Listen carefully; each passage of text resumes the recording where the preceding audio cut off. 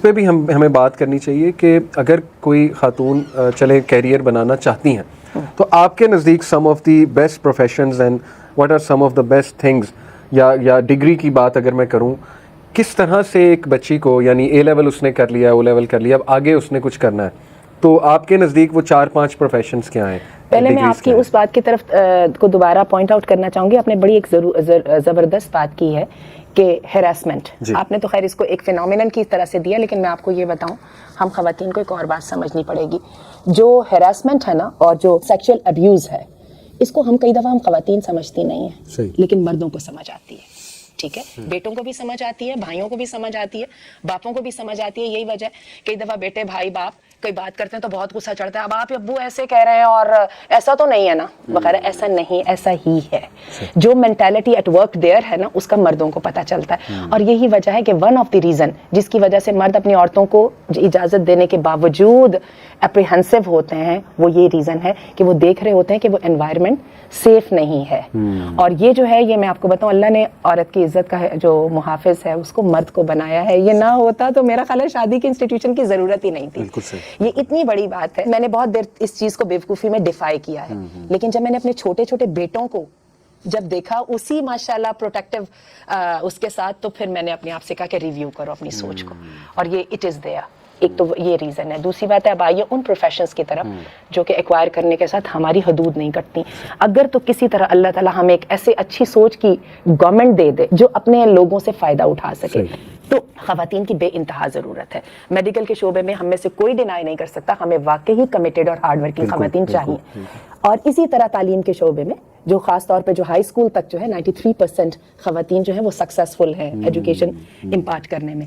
उसके लिए हमें ख़वातीन चाहिए और उनकी ट्रेनिंग और उनकी जो है नॉलेज और इन्फॉर्मेशन पे हमें वर्किंग करने की ज़रूरत है। क्वेश्चन सिर्फ एक है, पहले चादर और चारदीवारी का तहफ़्फ़ुज़ दें, उसके बाद जितनी चाहे मेहनत ले। मैं आपको बताऊं, दूसरे सारे मसले इसके बाद आएंगे। डे केयर सेंटर्स भी बन जाएंगे। सऊदी अरब में अब ये है कि जो खवातीन आला तालीम हासिल करती हैं तो सऊदी अरब में यूनिवर्सिटीज़ में और कॉलेजेस में, आता के स्कूल्स में, क्योंकि वहाँ का जो कंजर्वेटिव माशरा है उसमें जल्दी शादियाँ हो जाती हैं। बाकायदा स्कूल्स के अंदर डे केयर सेंटर्स है, तालिबात भी अपने बच्चे ले आती हैं जैसे कि सारे टीचर्स ले आते हैं। तो this is such a perfect setting. अब वही बात है कि यूरोप को ही जब फॉलो करना है तो यूरोप ये काम कर रहा है, वो तो नाजायज़ बच्चों के लिए करता है ना। तो हम तो ये जायज़ तरीके से ये काम कर सकते हैं, हर मसले का हल निकल सकता है। लेकिन किरदार जो है ना, वो एक दफ़ा हाथ से चला जाए तो फिर उसका वो नहीं निकलता।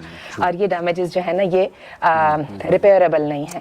तो ये अगर कर लिया जाए तो टीचिंग के शोबे में मैं समझती हूँ, अच्छा किसी औरत का बहुत ही माशाल्लाह मैथमेटिकल माइंड है, इकोनॉमिक्स की प्लानिंग में भी खवातीन बहुत अच्छी होती हैं, लेकिन अगेन जहाँ पे फिर मर्दों के साथ इंटरेक्शन आ जाती है, फिर हम एकदम रिजिड हो जाएंगे। हम नहीं, उस वक्त बड़े फायदों को हम नहीं कंसीडर करेंगे। अच्छा, कई खवातीन के पास अजीब बात है, फिजिकल जो है ना स्ट्रेंथ भी बहुत ज्यादा होती है। अगेन हमारे रूल्स वही रहेंगे, फैमिली फर्स्ट, और दूसरी बात है हिजाब सेकंड, फैमिली सबसे पहले।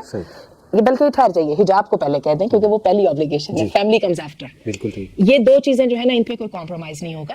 बाकी आप देखें, आपको जहां जहां पे सहूलत मिलती है, रिसर्च ओरिएंटेड टास्क मेरे ख्याल उसमें भी खवातीन माशाल्लाह बहुत एक्टिव, बहुत जहानत से काम करती हैं।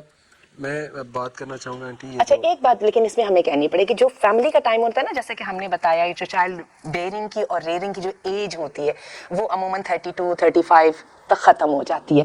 ये वाली एज में जो है ना औरतों को कॉम्प्रोमाइज़ करना पड़ेगा। इसमें यह है कि करियर को या तो स्टॉप देना पड़ेगा या फिर सेकेंडरी हैसियत में लाना पड़ेगा। जब बच्चे थोड़े से बड़े हो जाते हैं ना, फैमिली थोड़ी अपने पैरों पे आने लग जाती है, फिर किसी को भी एतराज़ नहीं होता। जब कोई चीज़ अफेक्टेड नहीं हो रही होती तो हर बंदा चाहता है, किसको अच्छा नहीं लगता? क्या शौहर को अच्छा नहीं लगेगा कि मेरी बीवी प्रोग्रेस करे? उसकी प्रोग्रेस का उसको खुद को भी फायदा और खुद को भी कितना फ़ख्र महसूस होता है। सही बात।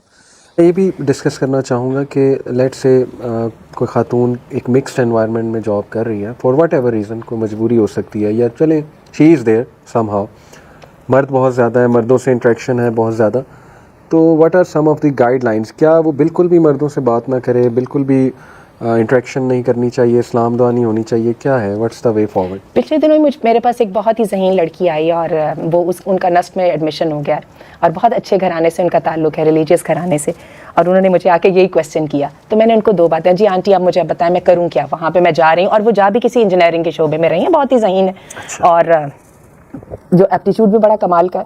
तो मैंने फिर उनको दो बातें कही और वो भी मैंने सोच के कही। मैंने कहा एक तो आपकी जो इंटरेक्शन है ना अपने मेल क्लासमेट से, वो ऐसी होनी चाहिए जिसको आप फेसबुक पे डाल सकें। सही यानी ऐसी नहीं होनी चाहिए जिसका बताते शर्माएं। सही। एक पूरी क्लास में डिस्कशन हो रही है, कई तो फनी कमेंट्स भी हो जाते हैं, लेकिन अगर तो ये फॉर्मल लेवल के ऊपर और डिसेंट लिमिट्स के दरमियान है तो अल्लाह ताला को इस पर कोई एतराज नहीं है। और दूसरी मैंने उनसे बात की कि एक असूल आपका ये है कि आप हिजाब करें और आपने कभी ना किसी मर्द उस्ताद के साथ अकेले होना है, ना किसी मर्द क्लास फेलो के साथ अकेले होना है। और तीसरी वजह मैंने उनको एक बात कही थी और उनको मैंने कहा था जो भी आप अपनी कुरान क्लास या कोई भी जो आपका जो दीनी तालीम का जो है कोर्स आप कर रही हैं, इसको आपने जारी रखना दिन में 1 घंटा या किसी तरह, ताकि ये बार बार आपको रिफ्रेश करता रहे आपके जिंदगी के असल मकसद की तरफ। कहीं किसी जगह पे ये ना हो कि मैं कॉम्प्रोमाइजेस अपने करियर की खातिर कर लूं, और क्या है दूसरे भी तो कर रहे हैं ना, मुझे क्या है।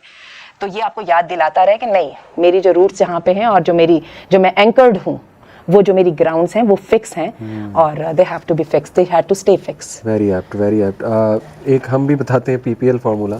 अच्छा, राजा ज़िया भाई ने निकाला हुआ है, P is for purposeful and P is for public, the other P is for public and L is for limited. तो PPL कि whenever you talk to the opposite gender it should be something purposeful. Okay, Number 2 it should be public. जैसे आपने कहा ना कि अकेले उसमें बहुत खदशा है। अब हमारे यहाँ भी माशाल्लाह ख़वातीन यूथ क्लब में काम करती हैं, इंटरेक्शन भी होती है हमारी उनसे, लेकिन ये कि हमेशा हम सीसी में, ईमेल पे भी अगर कर रहे हैं तो सीसी में किसी को रखते हैं। और हमारे यहाँ रूल है कि अगर आप मैरिड हैं तो आप सीसी में अपनी वाइफ को रखेंगे, और अगर वाइफ किसी मर्द से बात करी तो वो सीसी में अपने हस्बैंड को रखेगी। ये हमारे यहाँ एक रूल है। दूसरा, व्हाट्सएप ग्रुप्स हैं हमारे, तो हमारा रूल है कि व्हाट्सएप ग्रुप्स पे ही ऑपोजिट जेंडर से इंटरेक्ट करना है, अलग से मैसेज आपने नहीं करना है। तो ये हम फॉलो कर रहे हैं। और यूथ क्लब माशाल्लाह एक कॉर्पोरेट लेवल पे, कॉर्पोरेट सेटअप पे, आपने हमारा सेटअप देखा है माशाल्लाह, हम तो काम कर रहे हैं और काम हो रहा है।